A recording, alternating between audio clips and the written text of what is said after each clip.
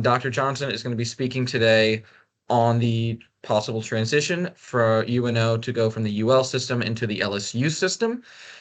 So any questions that you have, please wait until she is done, of course. The chat will be open. And she already has some questions that came in from students before. I emailed you a little bit earlier. I don't know if you were wonderful.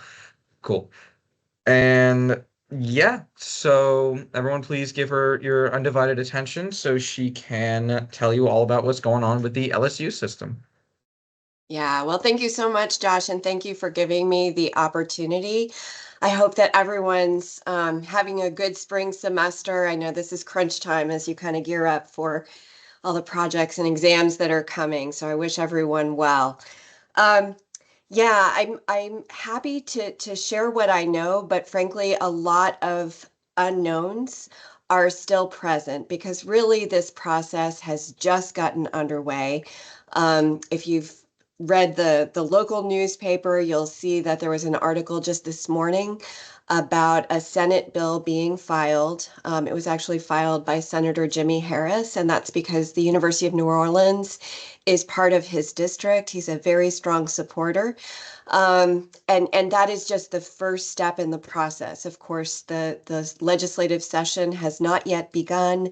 There will likely be lots of discussion that potentially could lead to amendments on that bill. But what I guess I hope everyone understands is that this is the first step in a very, very long process. There also needs to be a separate process that I have begun to try to initiate with members of my leadership team, with Josh. In fact, that's what led to this meeting. We need to be thinking potentially of what sorts of things to be mindful of should this bill be passed and should the legislature decide that this is the best course of action for the University of New Orleans. And I want to be really clear in saying that it's a legislative decision, but it's also very, very important that the systems for the Louisiana State University and their board, and for the University of Louisiana System and their board, are also weighing in. So lots and lots of interest in this potentially being a path that is taken, but lots and lots of questions. In fact, Josh, thank you for sharing a few of them with me beforehand. I've been running from meeting to meeting, but I took a quick glance, and I know that people have lots of questions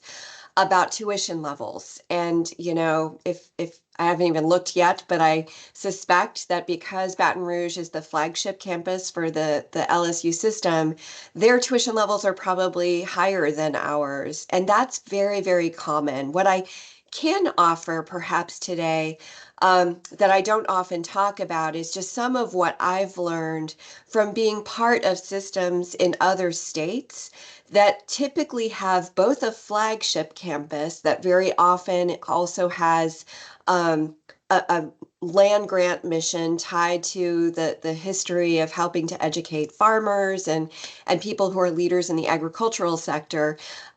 So that's oftentimes the oldest campus within a system, and it's often called the flagship because it is the oldest and the biggest.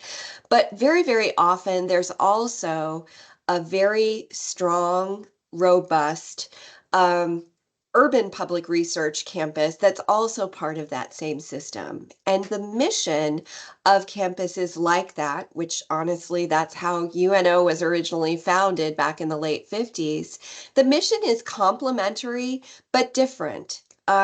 It's different in that there's always going to be a need for the urban public research campus to work closely with the city and with its region on problems that are important in to the city and to the region. Oftentimes those problems have to do with workforce development, with economic development, with thinking about how our faculty researchers and their students can help to address problems that are important for the city.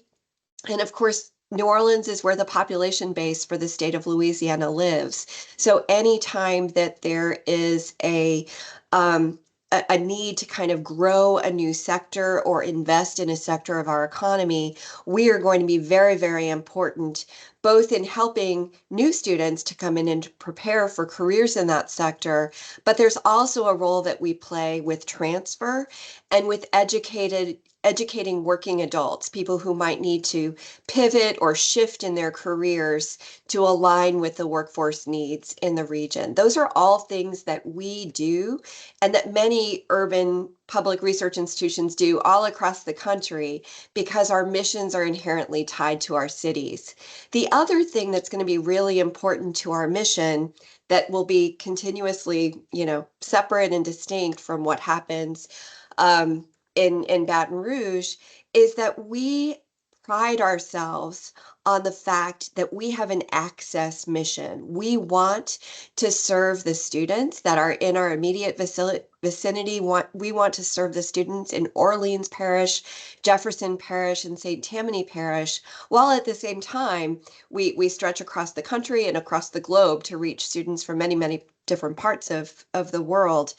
Our mission is always going to be tied very squarely to our city and ensuring that we are affordable or as affordable as we can possibly be, and that folks in this vicinity can access us, and that we reflect the people that are of this region, who are of New Orleans. That's really, really important as we progress in thinking down this path. So a lot of folks have asked me, does this going to mean that we're going to become like Baton Rouge or that we're going to compete for Baton Rouge for resources?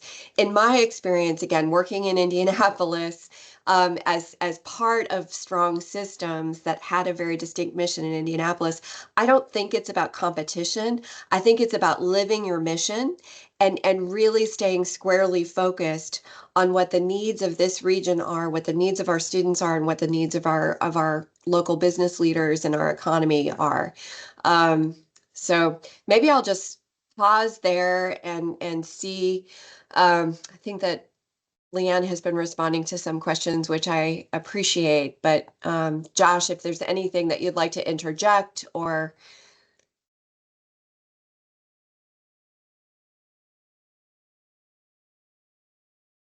hearing none, I'll just keep going. Maybe I'll talk about process going forward. So as I said, the bill was just filed on Friday by Senator Harris. We have begun a series of meetings that are intended to ensure that both systems and their boards are comfortable with the terms and the timing of the transfer. My prediction is that that process is going to lead potentially to a number of amendments that are going to make the transition be, agreeable to everyone that's involved. Should that happen and should a bill be passed during this legislative session, it's going to be very important that we as a university community lift up the issues and the concerns that our students, faculty, and staff have, frankly, that probably don't need to be thought deeply about by folks outside of our community because they often don't know a lot about how higher ed works. For example, just as one quick example, I was talking to my students last night about what they thought and what their concerns were, and they had a lot of worries about what it would mean for them to graduate with their degrees. And what I said is that at least when I've been through these kinds of transitions before, there's always a plan, we often call it a teach out plan, that lets current students finish out their degrees and earn the credential that they're aspiring toward without interruption. So as long as students stay enrolled, they're going to be able to finish with that credential that they've been working toward. At the same time, if this bill passes, and let's say that beginning next August or beginning in January, we are officially part of a different system, then new students admitted after that point potentially would have slightly different curricula that reflect maybe a difference in general education or not. Or there might be some policies that shift because we would be part of a system that we used to be part of back until 2011, but have been separated from since then. So those are the things that we will have to think hard about over the course of the next several months, again, if this bill continues to progress. But we would have time in order to think those things through as a community and make sure that all people's questions are addressed and that as many concerns are addressed as possible. So the next big milestone would be to request permission by our regional accreditor. We are accredited regionally by SACS, which is the Southern Accreditation Council for Colleges and University Systems, I believe. It's a new accreditor for me. I'm still learning the acronym. But anyway, we would need to seek permission from them to be moved from one system, the UL system, to another, the LSU system, because having their backing as our regional accreditor is what enables us to do things like accept or receive Pell support from the federal government. We're able to process Pell awards because we are regionally accredited. So we would need to ask permission from SACS to make this transfer, again, pending the forthcoming legislation that would enable us to, with their blessing, accomplish the transfer. That approval would likely not be able to be granted until their annual meeting of their board, which happens every year in December. And so at that time, we could find out whether that is approved or not approved. So it's complicated, but there's lots of moving parts and lots of opportunities for parallel planning at sort of the region level, at the state level, at the system level, and at the local level. And the main reason for this meeting and why I'm so grateful to Josh for giving me some space is that it's very, very important to me as your president to make sure that I am hearing from you, our students. I also need to hear from our alumni and our faculty and staff. So this is really the first opportunity for me to begin to gather the concerns and the questions. And I'm glad that the meeting is being recorded because we can refer back to this. That is the purpose primarily of this meeting. And Josh has come back Some on, so let me cede the questions. floor to him. Yeah, there's some questions in the Q&A chat for you if you want me to read them out or if you want to take a look at them to answer. Okay, I am pulling that up now. Sorry. Um, okay. So the first question that I see at the top of the list has to do with the fact that in this person's experience, LSU has been less willing to kind of promote any of its schools beyond or its universities within the system beyond Baton Rouge, which is the flagship. Um, First of all, let me just say that that is something that I have certainly heard as well.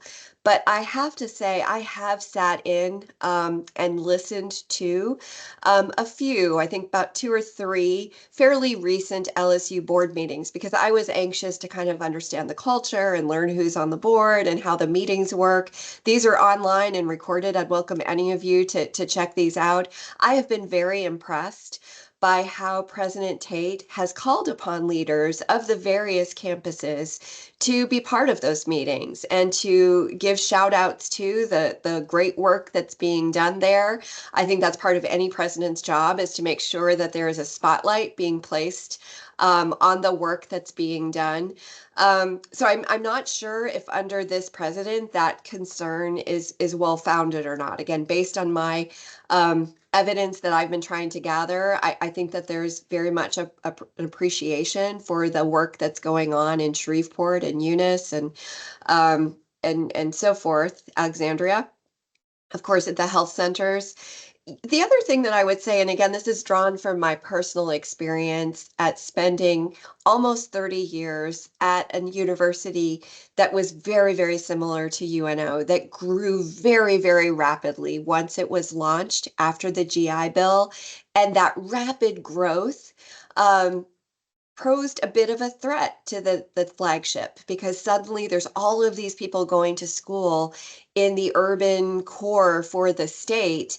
And there's a need for resources when that happens and attention if those resources cannot follow the demand quickly enough to kind of keep up with the demand. I have been very impressed in the state of Louisiana by how the Board of Regents helps to coordinate the funding of all of the universities, the public universities and colleges in our state. There's a formula that's used that's tied to outcomes. And so what I feel is that it's the duty of every president to pay attention to what those outcomes are. Because they matter greatly for funding. And it's my job to also shine a spotlight. And today we have lots of ways to do that, from social media to, op-eds in the newspaper, to shine a spotlight on the great work that's being done. So I don't have that same concern. The other thing that I will point out is that since we have left the LSU system, there really isn't any other university like us within LSU. And so there's a gap there that normally would be filled in by a University of Illinois at Chicago, or a University of Nevada, Reno, or or Indiana University, Indianapolis. I mean, that's a very common part of any strong state system. And the fact that it's not there means that everyone's stereotype of the campuses that are not Baton Rouge are that they're all these smaller, more regionally focused institutions. I would be the first to say that small, comprehensive, and regionally focused universities are very, very, very important for our state. They play a really, really important role in their local economies and in educating students. But what they generally don't do, that we historically have done really well, is contribute to research, especially applied and translational research that's important for the state. So my prediction, should this transition happen and should all of these dominoes fall as they could, there will be an opportunity for us to shine. Not in the same way that Baton Rouge shines, because we don't have football, we don't have, hundreds of years of history and fraternity houses and all of those things. But most of us who've come here don't want those things. We find it very empowering and inspiring to know that we are making a difference in our cities. And that's what gets us up out of bed every morning, something to be proud of. So anyway, I don't share that concern, but time will tell. Another question is about how this will affect UL system-based programs, such as the Reginald F. Lewis Scholarship. The quick answer is that I don't know, but that this would be a very important sort of detail to lift up as we plan internally for what this system change could look like. Again, I mentioned a teach out program for students that are already involved in programs. Maybe there's an opportunity to phase out or phase in or grandfather in or out people who are currently part of programs that are up and running, but I honestly don't know. That would be a detail to be worked out, and something that I would, try to advocate for as best as I could, until we know. Someone comments that I've worked for LSU Unis since 2019, and they've remained very autonomous. Oh, good. So you're probably reading each other's chats. It's hard for me to make eye contact with my camera and read chats at the same time, but thank you for responding to each other. Will the English MA online program be discontinued? Again, I think it's too soon to tell. What I have read in the newspaper and in the Board of Regents report, which any of you can hopefully find and review yourselves, is that there will be at least two kinds of studies that are going on all at the same time as this other stuff is happening. One study is going to be focused on our financials, so making sure that there is an independent audit done of our financial information, including our debt. The second sort of review that will be going on is about the programs that we deliver. Any system board, any president, part of our job is to make sure that what we are delivering in terms of our academic program portfolio are important for the region, our current good curricula that are meeting quality standards, and that there's a demand. I would be worried mostly about programs that the Board of Regents has already indicated that we are not producing very many graduates from every year. Because to me, and you speak this as students with your feet as you vote to, be part of a program or not.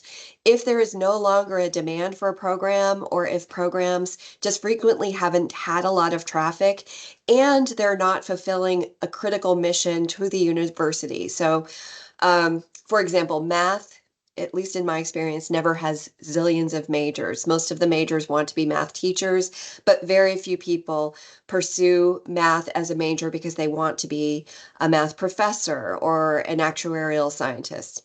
Some do, but the numbers are not strong. However, everyone at a university needs to take math. So we're going to need a certain amount of math department always, because we have to produce engineers and we have to produce accountants and other professionals in other areas.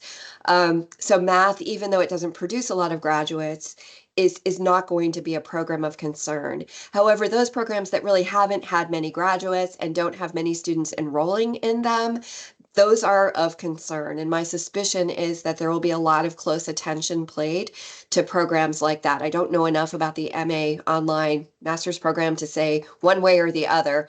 Again, the provost typically leads those sorts of conversations. But those are just some general remarks I would make about that. There's a question about financial aid. How will the change affect our financial aid?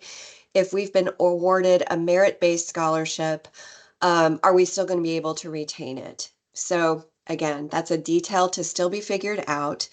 But what I will say, because I've gone through a different kind of system change relatively recently, it was a very different change in nature, but the same sorts of questions come up. What I argued was important in my last system was that we should have some core values that guide our decision making about questions like that. And one of the things that is always in my heart and top of mind is that our students are at the center of everything that we do. And so when there's uncertainty, when there are decisions to be made, you try to remain as student-centered as possible and make decisions that are going to generally be to the benefit and not to the harm of our students. So what I will say is that it would be my job to argue for that principle. I don't think that when the University of New Orleans moved from the LSU system to the UL system, that there were significant changes made to the scholarship structure, because I think the HIT scholarship existed back then. But I need to check my source information on that. That's a impression that I've formulated. But what I will say is that it's our obligation and duty to make sure that students are not harmed as a result of this transition. And I think I'm through the end of my questions that I see, Josh, unless you've waded Few in more deeper. that popped up. When you Okay. scroll up, it's by new going up. Okay. Um, let's see. Is our university going to be part of the LSU system from this fall?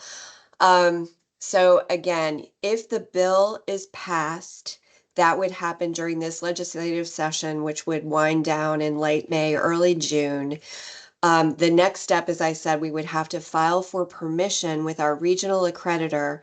That would happen in August. It's unlikely that they would be able to respond formally until their board meeting, which would be in December of this calendar year, so December 2025. So I think that it would be essentially impossible for these changes to be affected in the fall. Again, miracles can happen and maybe Sachs will be blown up and replaced by another accreditor. I have no idea what's going to happen tomorrow.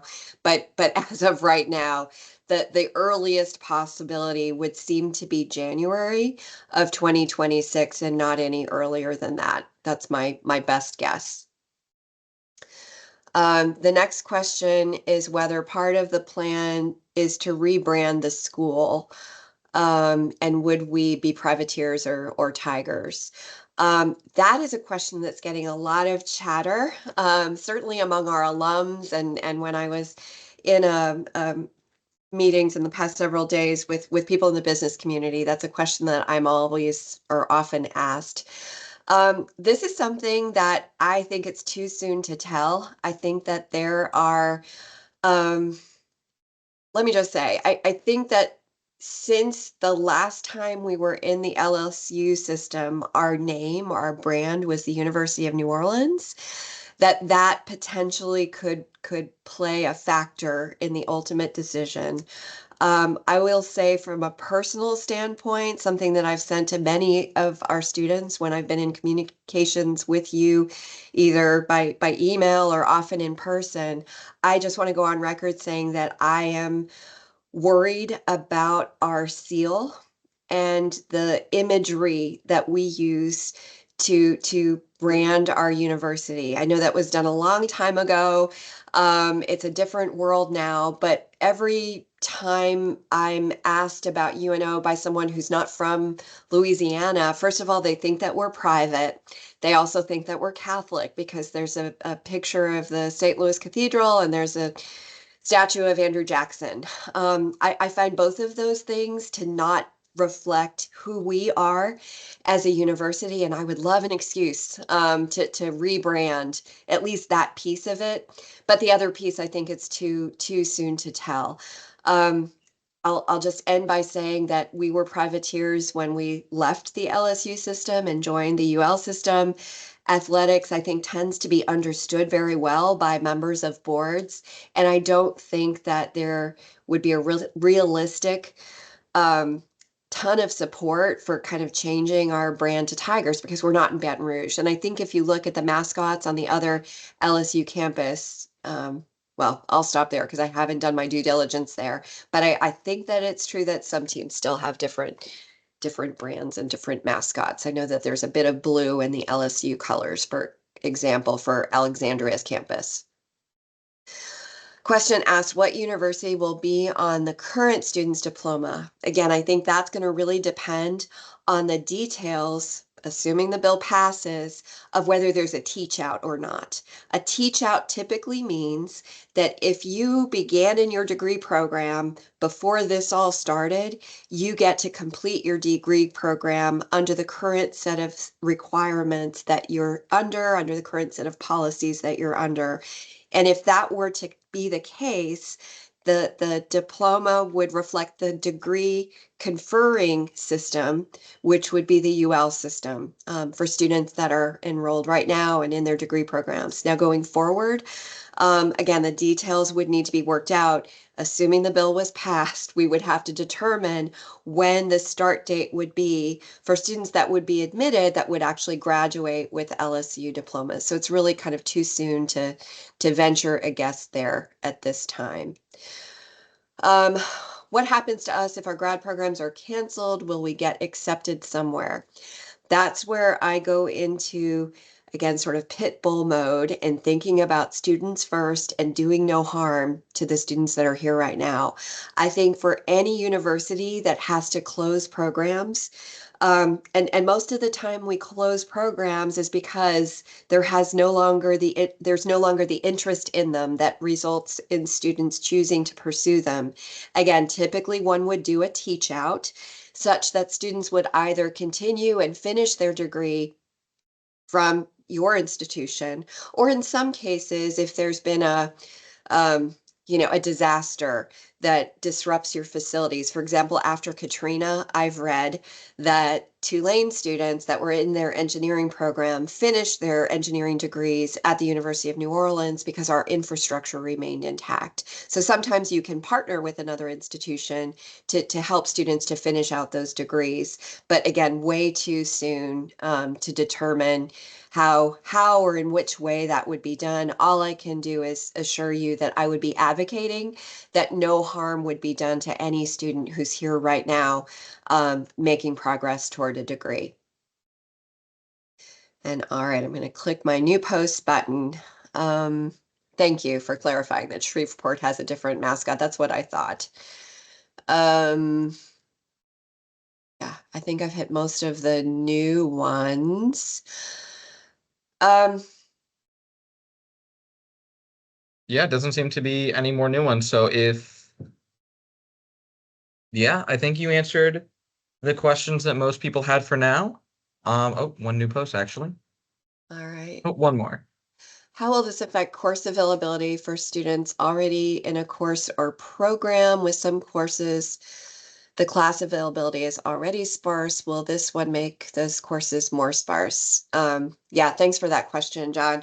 I know one thing that our provost, Dr. Kruger, has been working very hard on is helping to ensure that we are delivering student-centered curricula that take as much advantage as possible shared um, disciplinary strengths, if you will. So a good example that I'll use for my own home discipline, and I have to say I'm not sure if this is an issue at UNO or not, but one very frequent area that there tends to be a lot of replication is teaching statistics. Lots of times, programs think that only the way that they teach statistics is the suitable way for their majors, and maybe sometimes that's true.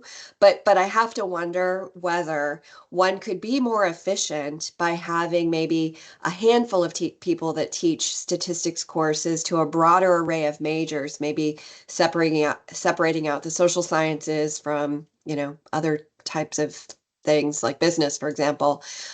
Maybe you need fewer varieties of classes like that that can be taught more often and enroll more students. What I've noticed from taking a look at the enrollment patterns is that we have lots of very small specialized courses. And so what I've asked our provost to do is to have conversations with our chairs and with our deans about whether there are ways to better configure our curricula that take advantage of overlaps in our disciplinary areas. I think another good example is public administration and business. There's obviously some philosophical differences and some needs for distinction there, but there's also some core courses that potentially could be shared.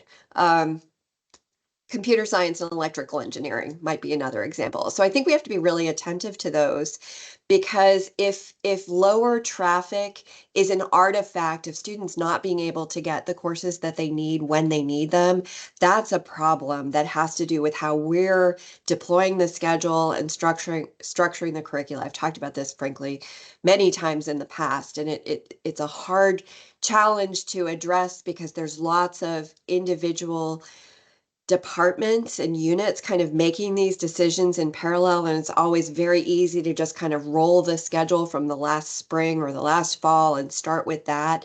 But in my mind, we almost need to kind of blow things up and start over, at least in the first 2 years of undergraduate degrees, to just make sure that we are being a lot more efficient and strategic in deploying the faculty resources that we have and ensuring that our students get the courses when they need them.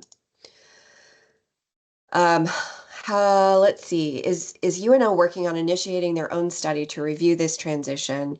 Oh, I couldn't agree more.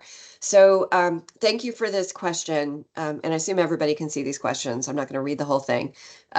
So if you've read the bill or the Board of Regents report, you'll see that there will likely be appointed fairly soon a high-level transition team that will include members from both system boards, members from the business community, leaders at a very high level that would be operating to ensure that the transition results in as much good as possible and minimizes any harm. At the same time, and again, this is based on my experience and being part of these sorts of changes in other states, at the same time, there needs to be an internal committee or a task force, something that's more internal, that has a much deeper understanding about the day-to-day processes, policies, programs, and the like. People in the business community don't need to know those things in order to guide at a very high level, whether this bill is going to succeed or not. At the same time, there's a lot of need for attention, honestly, on the very questions that you all have been posting in the chat. So very much, yes, there needs to be an internal task force or group appointed soon. I shared an initial possible template for that with my leadership team just yesterday in my executive cabinet. I plan to share it with a broader group of campus leaders tomorrow. We have something called the UNO Leadership Council that meets the second Wednesday of the month typically. So that's on deck for tomorrow. And that will be something that will need to get going in the weeks and months ahead. Personally, I think until there's more assurance that the bill is going to be satisfactory to all of the various constituents involved and is being amended appropriately to reflect various constituent concerns, I don't think we need to race to do that this minute.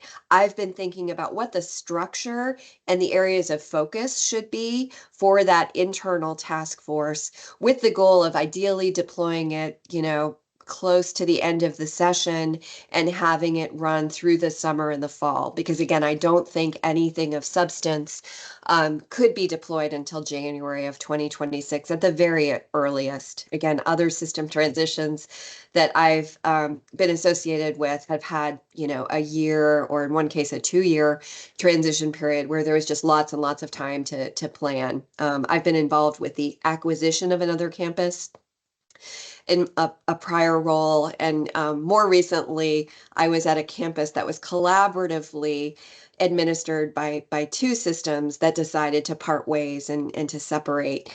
And again, whether you're joining or separating or moving, the same sorts of areas need to be thought through. And those areas are reflected in the task force structure that I've begun to talk about with leaders on campus this week. And I would love to work with SGA or other student groups to make sure that in addition to having student affairs professionals, we're directly hearing from students and getting not just your questions, but your suggestions on what we could do should this move forward to ensure that everyone, is happy and satisfied with the direction.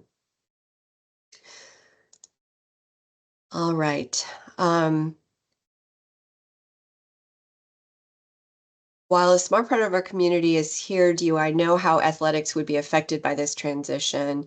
I think athletics needs their own subgroup of that internal working group that's thinking about the transition. Athletics is connected to so many things. It's connected to the NCAA, where, of course, everything is changing as we speak. It's connected to our alumni. It's connected to our communities. It's connected to our facilities. There's a need for really, really thinking through how that fares. My priority is always to ensure that we do have athletics at the University of New Orleans, even though I don't think football would work here.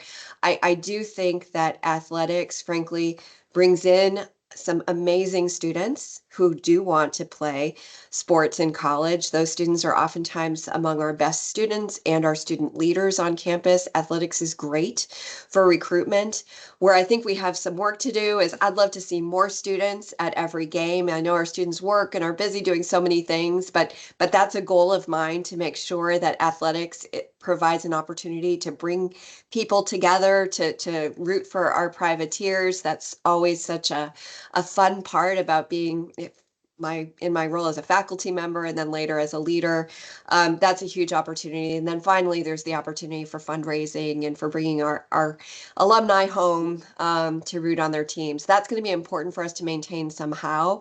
And so my goal is to ensure that we have an appropriate budget for athletics and that athletics is able to operate within that budget, accelerating or amplifying their resources through fundraising and sponsorships and the like.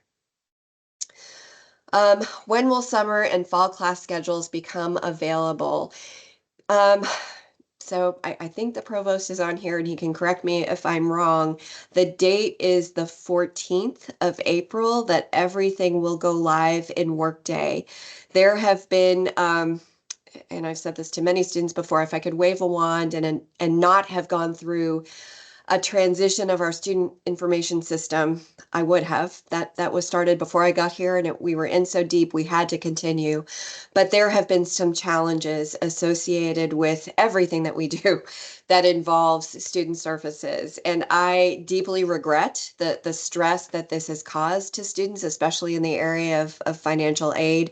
But building the schedule is another area that's been impacted by these system changes. I believe it's more the assignment of classrooms that's been the challenge. So what I've been asking for is whether we can at least release the list of courses so that people knew what was going to be offered or not, and then we can lag a little bit on the assignment of classroom space. We have plenty of space. But anyway, that's my understanding of where things are in terms of the summer and fall schedule. And again, Dr. Kruger or Leanne, if I've gotten that wrong, please just jump in and correct me. Any idea on the state of the McNair Scholar Program during the transition? So the McNair Scholarship Program is actually part of our TRIO cohort of programs that are receiving funding from the federal Department of Education, which, if you're reading the news, you've seen that our president and Congress have some ideas about kind of restructuring the way that the activities of the Department of Education have been implemented. I have not heard anything that suggests that TRIO programs are going to go away. I think that they are still playing a very, very important role in American higher education. What I will say is that it could be the case that they're moved from one part of the federal government to another one, but the verdict is still out on whether and when and how that's going to happen, if that makes sense.